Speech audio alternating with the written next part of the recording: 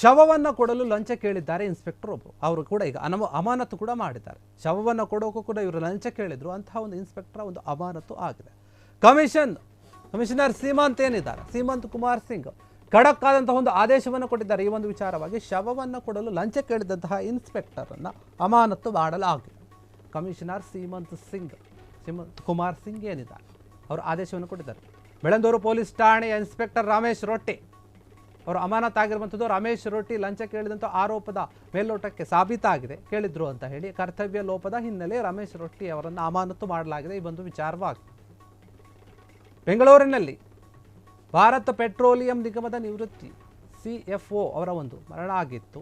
ಆ ಒಂದು ವಿಚಾರ ಮಗಳ ಸಾವಿನ ನಂತರ ಪ್ರತಿಯೊಂದು ಹಂತದಲ್ಲಿಯೂ ಕೂಡ ಲಂಚಕ್ಕಾಗಿ ಡಿಮ್ಯಾಂಡ್ ಮಾಡಿದ್ರು. ಈ ಬಗ್ಗೆ ಶಿವಕುಮಾರ್ ಅವರು ತಮ್ಮ ಮಗಳ ಮರಣದ ನಂತರ ಅಧಿಕಾರಿಗಳಿಂದ ನಮಗೆ ಕಿರುಕುಳ ಆಗ್ತಾ ಇದೆ, ಲಂಚವನ್ನು ಕೇಳ್ತಾ ಇದ್ದಾರೆ.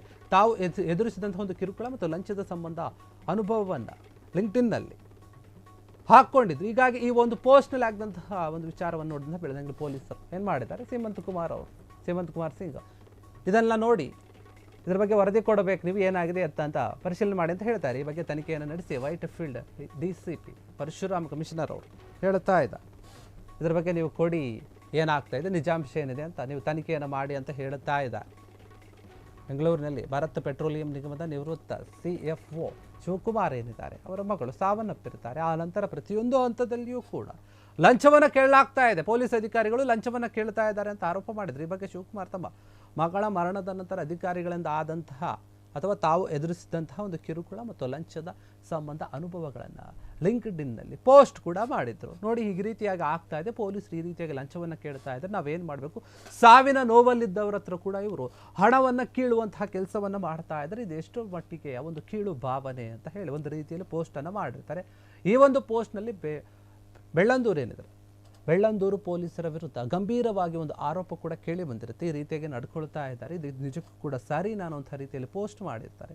ಆ ಆರೋಪದ ನಂತರ ಘಟನೆ ಬಗ್ಗೆ ವರದಿ ನೀಡುವಂತೆ ಸೀಮಂತ್ ಕುಮಾರ್ ಸಿಂಗ್ ಸೂಚನೆಯನ್ನು ಕೂಡ ನೀಡಿದ್ರು. ಈ ಬಗ್ಗೆ ತನಿಖೆಯನ್ನು ನಡೆಸಿ ವೈಟ್ ಫೀಲ್ಡ್ DCP ಆದಂತಹ ಪರಶುರಾಮ್ ಕಮಿಷನರ್ ಅವರಿಗೆ ವರದಿಯನ್ನು ಕೊಟ್ಟಿರ್ತಾರೆ. ಆ ಒಂದು ವರದಿಯ ಆಧಾರದ ಮೇಲೆ ಎಲ್ಲೋ ಒಂದು ಕಡೆ ನಿಜಾಂಶ ಗೊತ್ತಾಗಿದೆ ಅನ್ಸುತ್ತೆ, ಅವರನ್ನು ಅಮಾನತು ಮಾಡಿದ್ದಾರೆ ಅಂತ ಹೇಳಲಾಗ್ತಾ ಇದೆ. ಎಂಥ ಕರ್ಮ ಅಂತ ಪೊಲೀಸರು ಲಂಚ ತಗೊಳ್ತಾರೆ ಅನ್ನುವಂತಹ ವಿಚಾರ ಗೊತ್ತಿರುವಂಥದ್ದೇ. ನಾವು ಅದನ್ನು ಕೆಲವರು ಒಪ್ಪಿದ್ರು ಒಪ್ಪದೇ ಇದ್ದರೂ ಕೂಡ ಸಾಮಾನ್ಯ ಜನರಿಗೆ ಗೊತ್ತಿರುತ್ತೆ ಹೆಂಗೆ ತಗೊಳ್ತಾರೆ, ಹೆಂಗಾಗುತ್ತೆ ಅಂತ. ಆದರೆ ಒಂದು ಮನೆಯಲ್ಲಿ ಸಾವಾಗಿರುತ್ತೆ, ಅವರು ಒಂದು ಸಾವಿನ ನೋವಲ್ಲಿ ಇರ್ತಾರೆ, ಅಂಥವ್ರ ಹತ್ರ ಕೂಡ ಇವರು ಶವವನ್ನು ಕೊಡದೆ ಸತಾಯಿಸಿ ಅವರ ಹತ್ರ ಕೂಡ ಲಂಚ ಕೇಳುವಂತಹ ಒಂದು ಕೀಳು ಮಟ್ಟದ ಕೆಲಸ ಕೇಳಿದ್ದಾರೆ ಅಂದರೆ ಇವರೆಂಥ ಪೊಲೀಸು ಅಂತ. ಎಲ್ಲ ಪೊಲೀಸರು ಒಂದೇ ಥರ ಇರ್ತಾರೆ ಅಂತ ನಾವು ಹೇಳಲ್ಲ. ಆದರೆ ಕೆಲವೊಂದು ಪೊಲೀಸರು ಏನು ಮಾಡ್ತಾರೆ, ಅವರು ಮಾಡುವಂತಹ ಒಂದು ಕೆಲಸದಿಂದ ಜನರ ಮೇಲೆ ಅಥವಾ ನೊಂದವರ ಮೇಲೆ, ಪೊಲೀಸರ ಮೇಲೆ ನಂಬಿಕೆ ಹೋಗುತ್ತೆ, ಪೊಲೀಸರನ್ನ ಬೈಯೋಕ್ಕೆ ಶುರು ಮಾಡ್ತಾರೆ. ಮತ್ತೆ ಈ ರೀತಿ ಘಟನೆಗಳನ್ನ ನಿಜಕ್ಕೂ ಕೂಡ ಎಲ್ಲೋ ಒಂದು ಕಡೆ ಪೊಲೀಸರಿಗೆ ಮಾನವೀಯತೆ ಇಲ್ಲ, ಮನಸ್ಸು ಅನ್ನೋದು ಇಲ್ಲ ಅನ್ನುವಂಥದ್ದು ಕೂಡ ಜನರ ಮನಸ್ಥಿತಿ ಬಂದುಬಿಡುತ್ತೆ. ಕ್ಷಣ ಕ್ಷಣದ ಸುದ್ದಿಗಳಿಗಾಗಿ ಫ್ರೀಡಂ ಟಿವಿ ಸಬ್ಸ್ಕ್ರೈಬ್ ಮಾಡಿ, ಲೈಕ್ ಮಾಡಿ ಹಾಗೂ ಫಾಲೋ ಮಾಡಿ.